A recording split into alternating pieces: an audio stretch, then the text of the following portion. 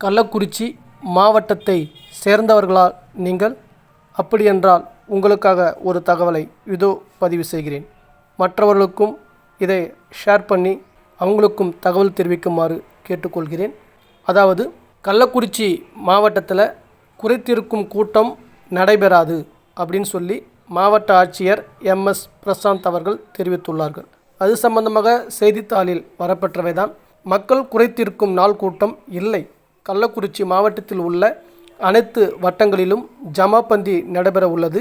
இதனால் வழக்கமாக திங்கட்கிழமைகளில் நடைபெறும் மக்கள் குறைத்திருக்கும் கூட்டம் வரும் மே 12, மே 19 மற்றும் மே 26 ஆகிய தேதிகளில் நடைபெறாது என கள்ளக்குறிச்சி மாவட்ட ஆட்சியர் MS பிரசாந்த் அறிவித்துள்ளார் என்ற தகவல்களை உங்களுக்காக நான் பதிவு செய்கிறேன்.